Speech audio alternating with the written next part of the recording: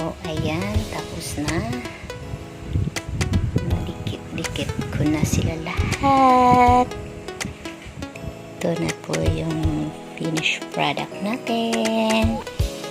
Happy birthday, 54th Mama Let's.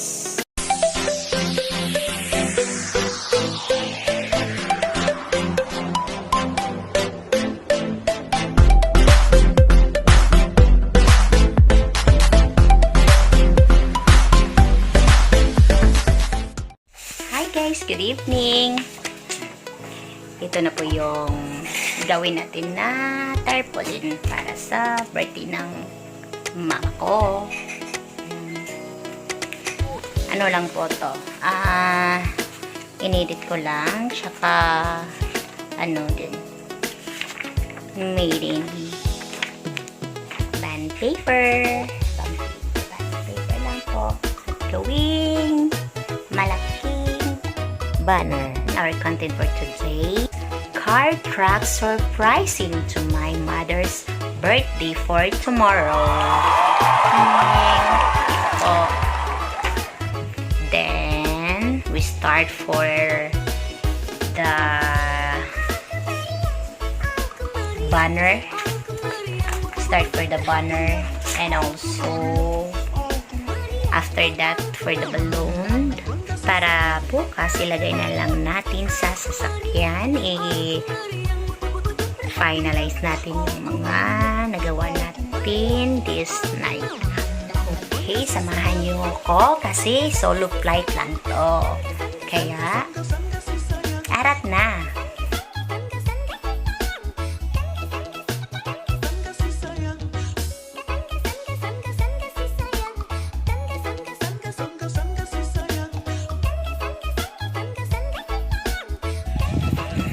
Ayan. Natapos na yung dalawang palapag.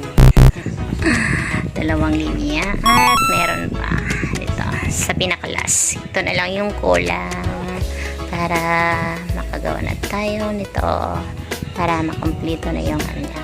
Happy birthday! 54th.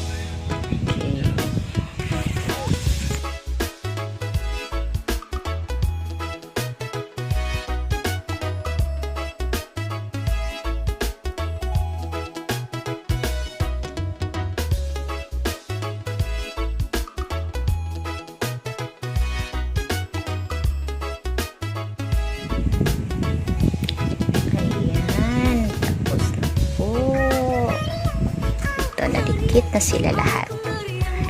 Ito na po yung finished product. Happy birthday 54th Mama Let's.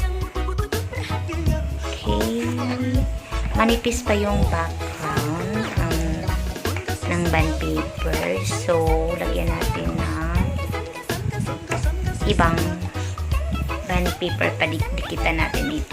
Ito lahat dito. Dyan. Dikitan natin para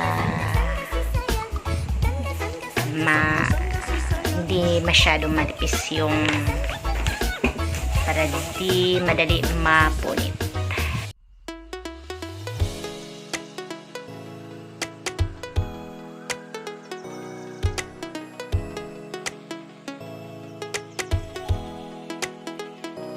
Ayan, nagdoble na.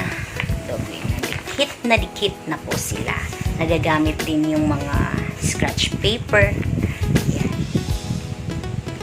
Scratch paper ko na nilagay ko yung sa back para magamit din. Yun, dikit na dikit pa rin. Kapit na kapit. Beke naman, yung hindi pa kadikit dyan, magdikit na kayo, dikitan nyo na ako. Okay, tapos na po. Then, we proceed to the balloon. Puto ka na!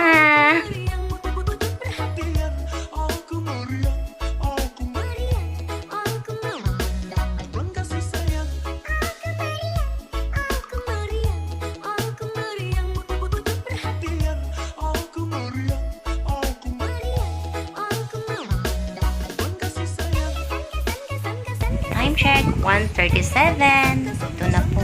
Talapos ko na po. Pag ano ng mga lobo. At ito for tomorrow na to.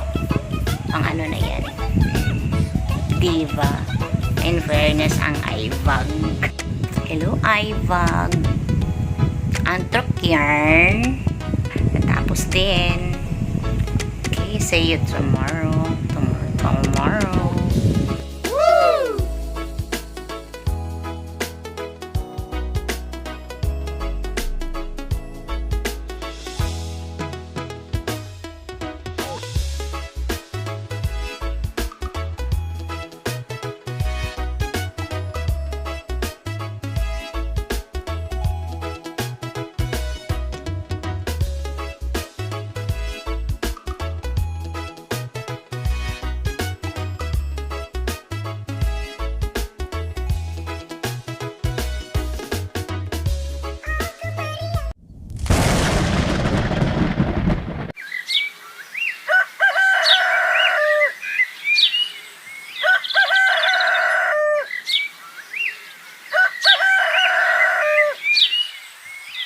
Guys, good morning! Oh, ito na, morning na morning. Naka-freshen up na tayo. Yan. Ito nga po pala yung gagamitin natin na sasakyan. Yung sasakyan namin. So, teng teng tung tung. Yan. Oh, kapariha pa kami ng kulay. Okay. Ayan, tingnan natin sa loob. Ayan. Ito, may ano na. Laki ng space yung bangko. Ayan. O, ayan. It's time for ano na, set up para sa decoration ng sasakyan. So, samahan nyo na ako. Let's start!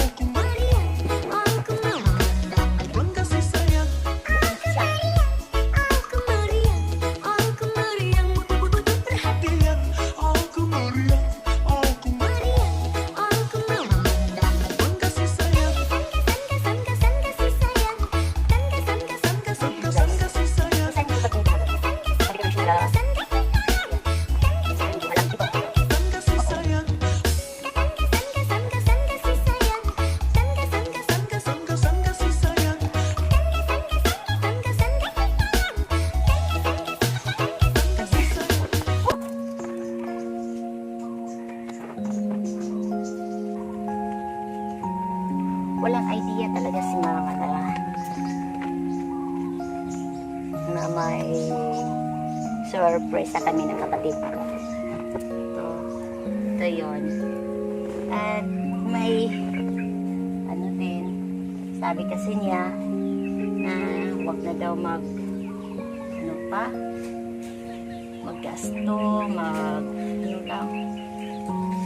magkatay lang daw ng isang manok. Hindi naman yun pwede. Hindi naman yun pwede kasi simula nang namatay yung ama namin due to motor accident, siya na yung nagpapaaral ng dalawa kasi kaming magkapatid, puro babae. Tapos pinaaral kami na nursing. Yun, nakakaahon din. Siya lang yung nagtustos sa amin, nagbigay ng sa amin, lahat ng pangingailangan. Siya yung So, yung kapatid ko wala dito kasi nandun sa Cebu, nag-work sa Chunghwa Hospital kasi gusto din niyang yung mag-explore to the world. So, yun, pinabayaan na lang namin na magtrabaho doon sa malayo. Kahit na masakit para sa mother ko na magtrabaho sa malayo kasi kami na lang tatlo ang silbi yung magkasama. So, nag-decided kami ng kapatid ko na yun, isusurpresa namin siya gamit ang ito. Kaya, yun. Nakakapagod pala pag ikaw lang mag-isa. Diyos ko po. Ayan, anong kasunod? Nagpapaaral siya ng 2 nursing. Kaya deserve niyang i-surprise ng ganito. Ayan. Sakto na to. Ano pa bang kulang? Balloons. Ayan ko muna.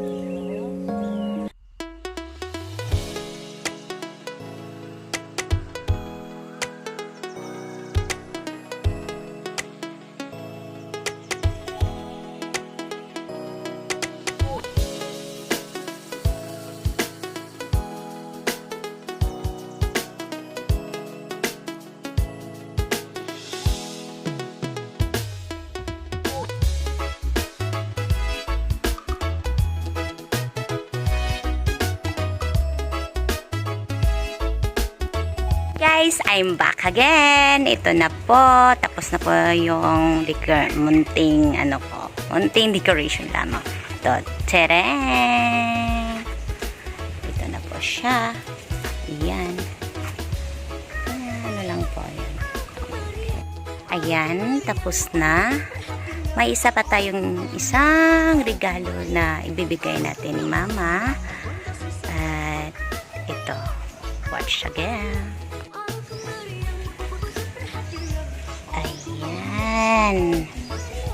Ano po yung regalo niya. Yan lang muna guys. Salamat sa pakikinood. And have a nice day.